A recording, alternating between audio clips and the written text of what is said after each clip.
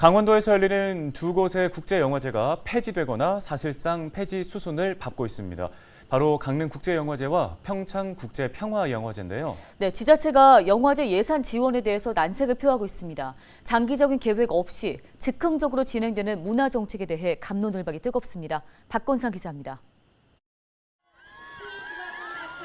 지난해 강릉국제영화제 개막식 현장입니다. 정우성, 조인성 등 내로라 하는 국내 배우들이 한자리에 섰습니다. 지난해까지 3차례 행사를 치르는 동안 전 세계에서 200여 편이 넘는 작품들이 출품되는 등 다양한 장르의 영화제로 진행돼 왔습니다. 강릉국제영화제 개막식 되면 유명 영화인들이 이곳을 찾아 레드카펫을 밟고 개막작을 보기 위해 입장하던 곳입니다. 하지만 올해부터는 그 모습을 볼 수 없게 됐습니다. 민선 8기 김홍규 강릉시장이 오는 11월 영화제 개막을 넉 달여 앞두고 행사 폐지 의사를 밝혔기 때문입니다. 특히 문화예술계에 500만 원, 1000만 원 뭐 이렇게 작은 지원도 우리한테 해주지 않으면서 영화제에는 그렇게 많은 돈을 주냐. 그럼 결과적으로 얻은 게 뭐가 있느냐. 지역에 과연 도움이 됐냐. 김 시장은 올해 영화제 예산 30억 원 가운데 미집행 예산 24억 원을 이미 회수했으며 해당 재원을 출산과 양육 지원 사업 등에 활용할 계획입니다. 평창국제평화영화제도 올해를 마지막으로 사실상 폐지 수순을 밟고 있습니다.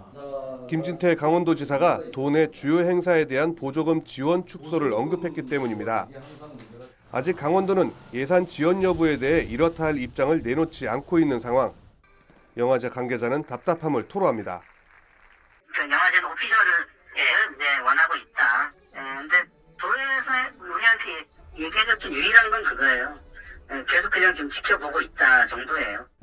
허리띠 졸라매기를 이유로 두 곳의 도내 영화제가 폐지 수순을 밟게 되자 지역 영화계는 착잡한 마음을 감추지 못하고 있습니다.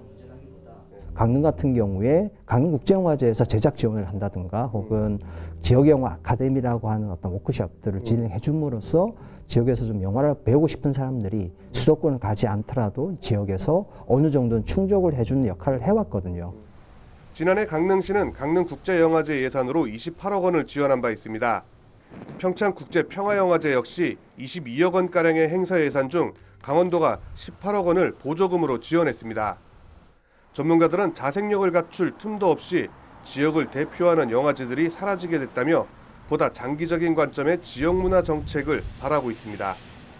영화제가 만들어지고 없어지는 데 있어서 구조적 문제에 있어서의 어떤 한계라든가 이런 게 아니라 영화제 운명 자체가 지자체의 운명에 달려있다는 것 자체가 한국 영화제가 성장하는 데 있어서 언제나 그 장애물이었는데 지금도 여전히 장애물이다 이렇게 말을 할 수밖에 없네요.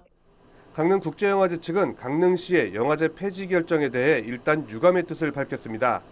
당분간 법인을 존치하면서 새로운 진로를 모색할 계획이지만 향후 재개 여부는 미지수입니다. 평창국제평화영화제 역시 향후 강원도의 예산 지원 여부에 따라 영화제 존폐 여부가 결정될 것으로 보여 관련 논란은 당분간 지속될 것으로 보입니다. 헬로티비 뉴스 박건상입니다.